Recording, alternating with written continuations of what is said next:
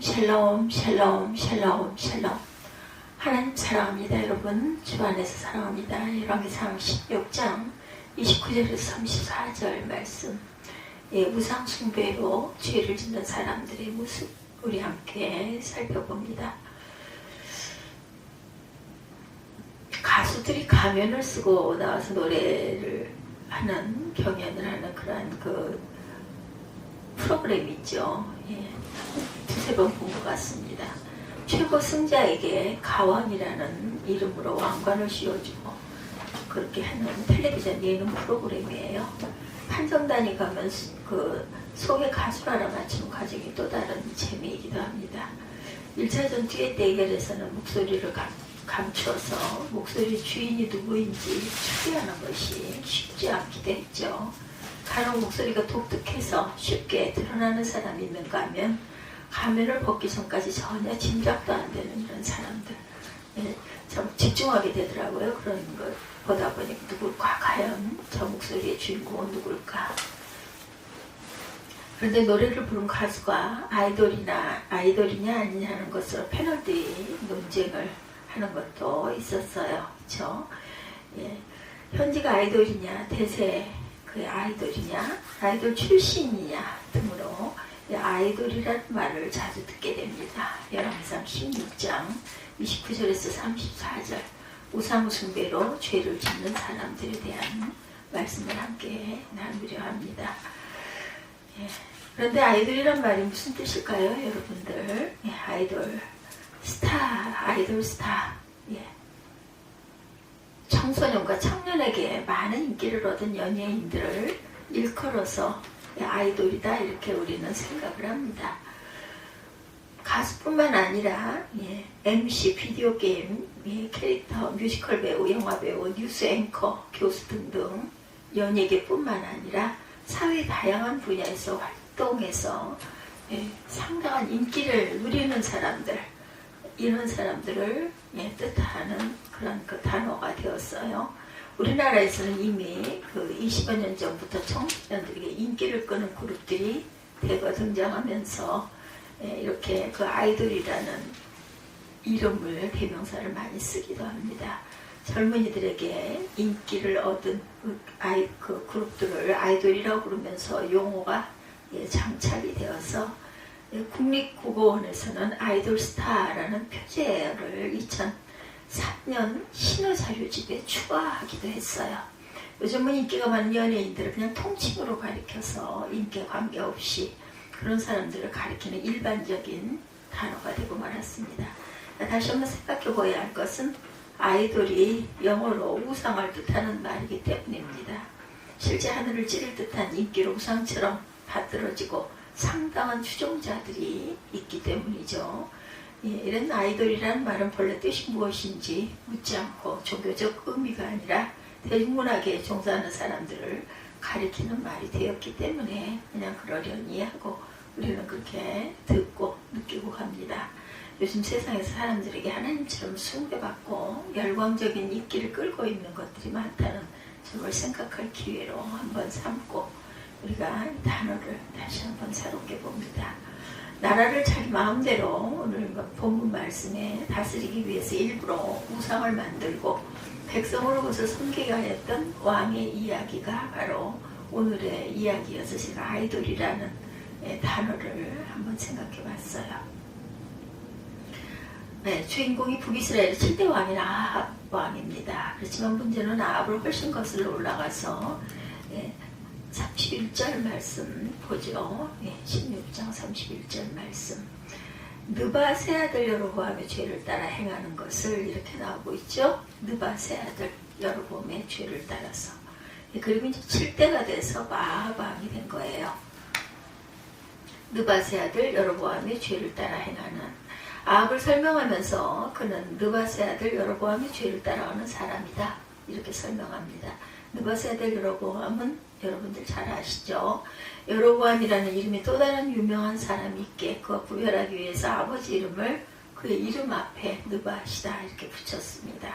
느밧의 아들 여로보암은 북이스라엘의 1대 왕이죠. 그는 솔로몬의 신하였었고 젊었을 때 부지런함을 인정을 받아서 요셉 족속의 노동감독관에 임명되기도 했었어요. 열왕기상 11장 28절에 증거합니다. 그런 선지자 아이야로부터 이스라엘의 10개 지파를 다스리는 왕으로 하나님께서 선택받았다는 말씀을 듣기도 했죠. 하나님께서 그를 선택하신 거예요. 그런데 이 사실을 솔로몬도 알게 되어서 그를 죽이려고 하기도 했습니다. 그는 애굽으로 도망을 가서 시사가 왕에게 보호를 받았었죠. 열왕기상 11장 29절에서 40절에 증거합니다. 솔로몬이 죽은 후에 애굽에서 돌아온 백성들과 함께 솔로몬을 이어 왕이 된 솔로몬의 아들 르호보암에게 백성의 고역을 덜어달라고 요청을 하기도 했었죠. 르호보암에게 기회가 주어졌었습니다. 그런데 르호보암은 원로 대신들의 조언을 버리고 젊은 관료들의 조언을 따라서 오히려 더 억압하겠다고, 내가 더 하겠다 이렇게 얘기를 하죠. 이 북쪽의 열지파는 르호보암에게 등을 돌리고 여로보암을 왕으로, 이스라엘의 왕으로 이렇게 해서 남북이 나뉘게 되는 그러한 그 역사가 생기죠. 그리고 여로보암을 왕으로 따르는 남유다와 여로보암을 왕으로 따르는 북이스라엘로 나라가 갈리게 됩니다. 그렇게 왕이 된 여로보암은 자신을 왕으로 세우신 하나님의 뜻을 저버렸어요. 그는 북쪽에 있는 자기 백성이 남쪽에 있는 예루살렘 성전에 예배드리러 가는 것을 두려워합니다. 백성의 마음이 남유다로 기울어져 자신을 배신할지 모른다 이렇게 생각을 한 거죠. 그래서 그는 어떻게 했어요? 열왕기상 12장 28절에 보면 이에 계획하고 두 금송아지를 만들고 무리에게 말하기를 너희는 다시는 예루살렘으로 올라갈 것이 없다. 이스라엘아, 이는 너희를 애굽 땅에서 인도에 올린 너희의 신들이다 이렇게 말을 하면서 여로보암은 자신의 정치적인 목적을 위해서 금송아지 상 2개를 만들죠. 금송아지를 섬기는 제단을 베델과 단에 만들고 예루살렘으로 올라가는 일은 너무나 번거로운 일이니 너희를 이집트에서 구해주신 신이 여기 계시다 합니다. 이것이 여로보암의 죄가 되죠. 여로보암은 금송아지를 만들어 놓고 그것을 하나님이라고 경배하게 했을 뿐만 아니라 그것을 섬길 제사장도 마음대로 세웁니다. 백성들이 지킬 절기도 남유다와 비슷하게 만들어서 그것을 지키게 하죠. 그래서 성경에 다윗처럼 하였다 하면 잘하였다는 말인데 여로보암처럼 하였다 하면 잘못했다는 말의 대명사가 됐어요. 그 이후 북이스라엘 왕들은 나라가 멸망할 때까지 여로보암의 이런 죄를 따라서 행하고 갑니다. 아합도 이런 여로보암의 죄를 따라서 지었다라고 오늘 본문의 말씀으로 나오죠. 왕들이 이런 우상 숭배를 장려하니 백성들도 따라서 우상을 섬기는 죄를 짓습니다. 이것이 문제였죠. 첫 번째, 다른 사람의 죄를 따라서 행했다. 우리나라 고속국가 제1호선 경부고속도로입니다. 그야말로 국토의 대동맥으로 서울과 부산으로 5시간대로 잇는 사업, 이렇게 전국을 1일 생활권으로 도입되게 하는 위대한 대역사의 시발점이 되었어요. 그 전 박정희 대통령의 지시로 1968년 2월 1일에 개공해서 1970년 7월 7일 완공이 됐죠. 완공 50주년이 좀 훨씬 넘은 그러한 시점입니다. 지금은. 그런데 그 길이라는 것은 사람이 많이 밟고 다니면서 만들어지기도 하지만 만들어 놓으면 많은 사람들이 다니기도 해요. 사람이 다녀서 길이 되기도 하지만 길이 생겨서 많은 사람이 다니기도 한다. 한자에 길을 가리키는 길 도자를 머리 숫자가 가는 대로 발족에 따라가서 생긴 자국이다 이렇게 풀이가 되기도 합니다. 사람들은 앞서건 사람들이 걸어간 곳을 따라가서 길을 만들기도 하고 길이 났으니 그냥 따라가기도 하죠. 길뿐 아니라 삶의 방식도 마찬가지입니다. 왜 그렇게 사느냐고 물으면 다른 사람도 다 그렇게 살기 때문이래. 나도 이렇게 산다 이렇게 말하죠. 좋은 점을 따라가는 것이 아니라 나쁜 점을 또한 그대로 따라가서 하는 일들도 많아요. 문제는 좋은 점을 따라가는 사람은 적고 나쁜 점을 따라가는 사람들이 많아진다는 것. 성경의 표현대로 멸망으로 이끄는 문은 넓고 그 길이 널찍해서 그리로 들어가는 사람이 많고 생명으로 이끄는 문은 너무나 좁아서 그 길이 비좁아 그 길을 찾는 사람이 적다. 마태복음 7장 13, 14절입니다. 그래서 우리는 결심해야 돼요. 의인의 꾀를 따르지 아니하며 죄인의 길에 서지 아니하며 오만한 자의 자리에 앉지 아니하며 오로지 주님의 율법을 즐거워하여 밤낮으로 율법을 묵상하는 복 있는 사람이 되어야 되겠죠.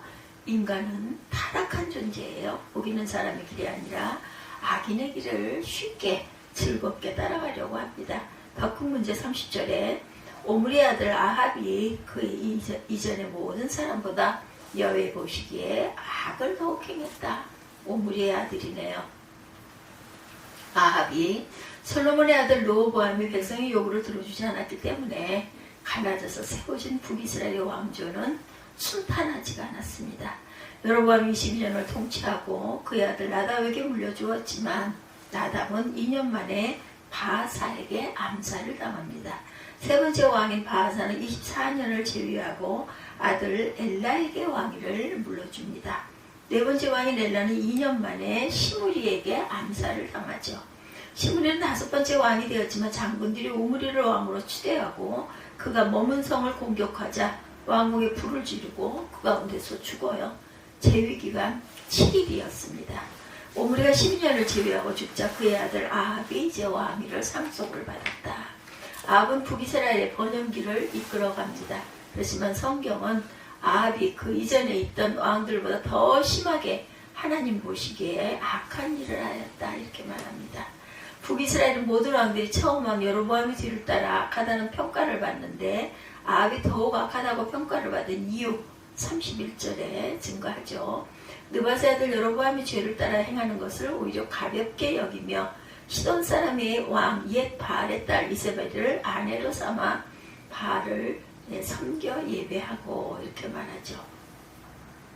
아합은 느압의 아들 여로보암의 죄를 따라가는 정도가 아니라 오히려 더 앞서간다. 아합의 아버지 오므리가 하나님께서 보시기에 그의 이전의 왕들보다도 더 악하였는데 아합은 아버지 오므리보다 더욱 악하였다. 그는 시도왕 이엣바알의 딸 이세벨을 아내로 삼았으며 나아가 바알을 섬기고 예배합니다.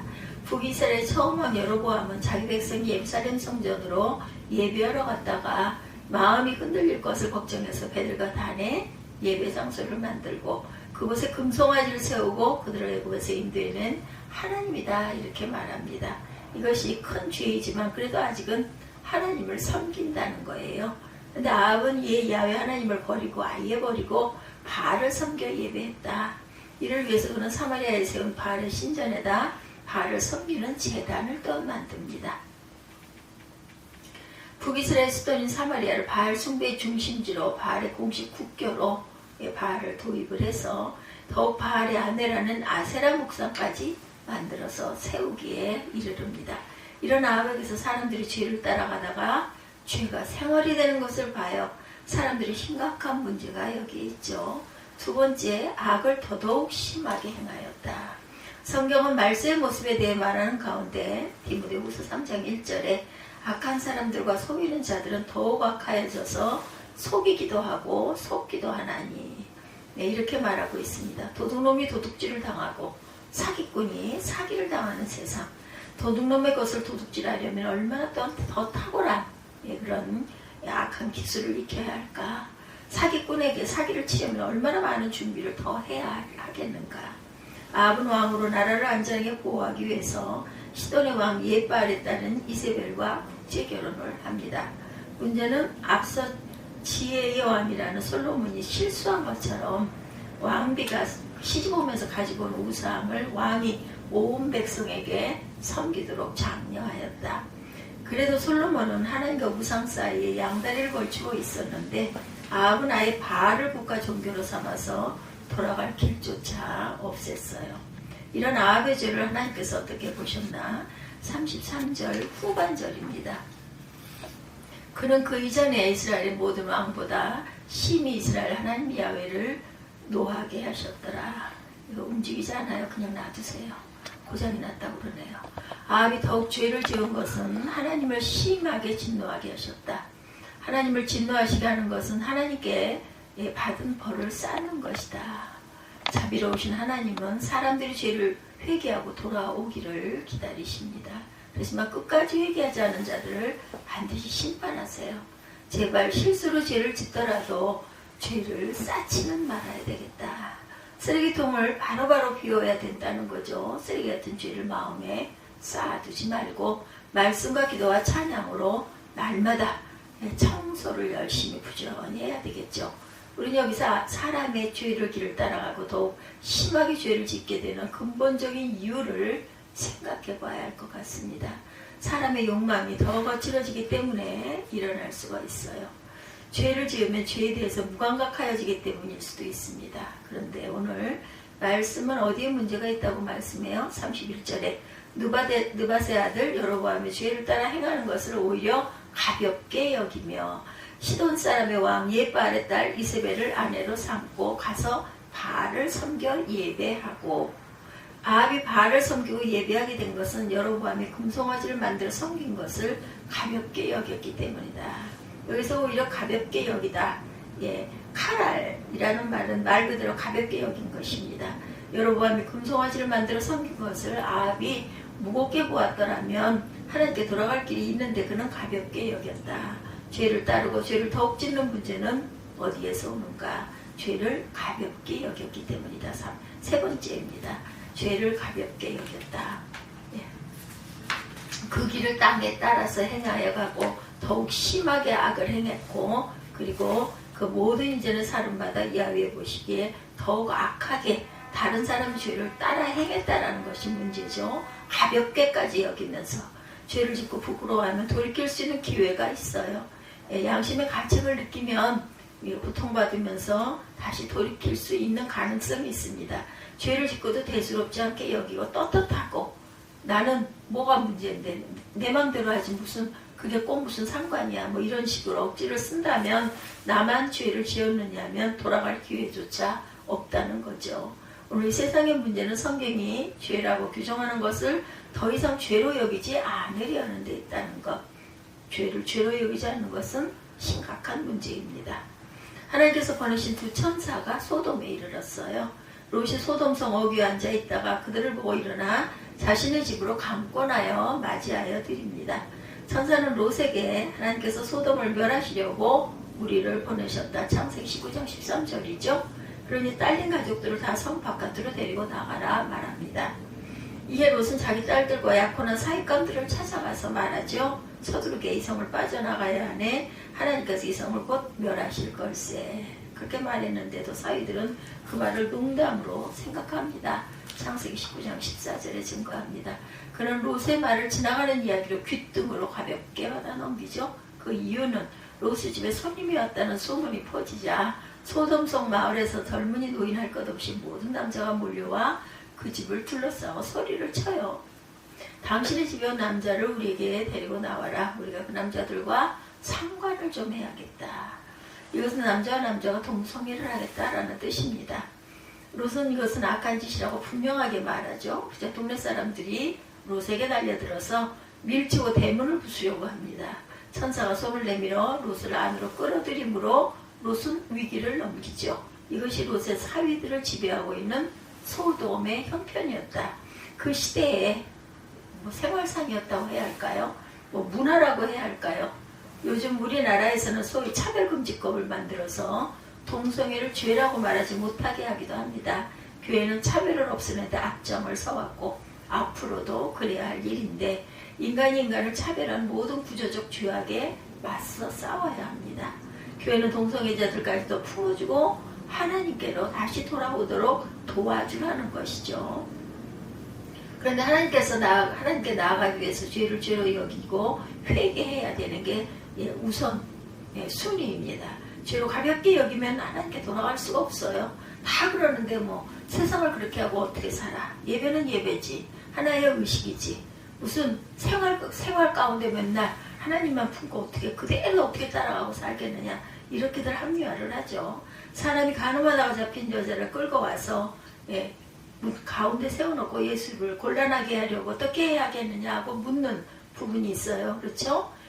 그때 예수께서 너희 가운데 죄가 없는 사람이 먼저 이 여자에게 돌을 던지라고 말씀하셔서 그를 돌려보냅니다. 요한복음 8장 10절, 9절, 8, 9절, 10절이죠. 예수님 그 여인에게 나도 너를 정죄하지 아니하노니 가서 다시는 죄를 범하지 말라고 말씀하십니다. 예수님은 그 여인을 정죄하지 않으셨지만 그 여인이 한 일을 죄라고 다시는 그 죄를 범하지 말라고 말씀해 주세요. 죄를 죄로 여기지 않고 가볍게 여기면 죄의 길을 가고 더욱 죄를 짓습니다. 우리 옛말에 바늘도둑이 소도둑 된다 이런 얘기 있죠. 처음에는 그냥 조금 살짝 눈치 보면서 시작을 하다가 그게 통과되고 하다 보면 점점 더 대범해진다는 거. 정치인들이 자주 하는 말 중 가운데 민심을 무겁게 받아들인다 이런 말을 많이 합니다. 실제로 결코 민심을 무겁게 받아들이지 않고 가볍게 여기는 것처럼 보여요.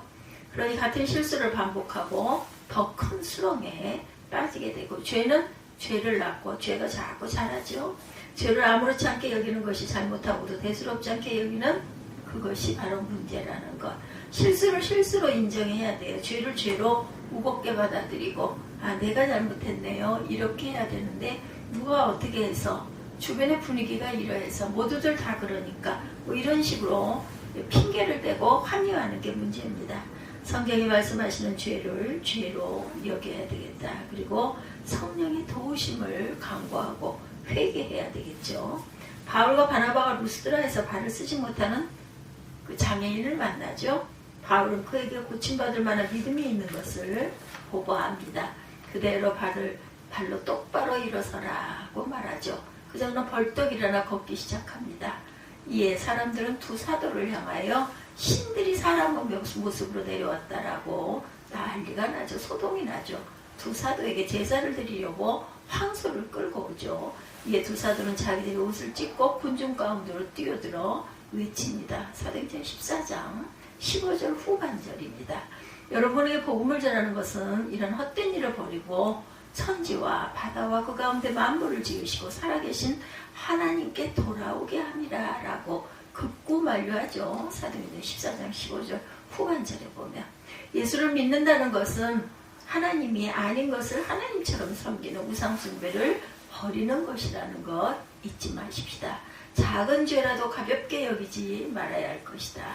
죄의 길을 따라가고 더욱 죄를 짓는 것은 하나님의 진노를 쌓는 것입니다. 날마다 창조의 영이신 성령의 도우심으로 죄에서 돌이켜서 하나님께로 온전하게 나아가시는 저와 여러분이 되시기를 주님의 이름으로 축복합니다. 열왕기상 16장 29절에서 34절 우리 함께 합독합니다.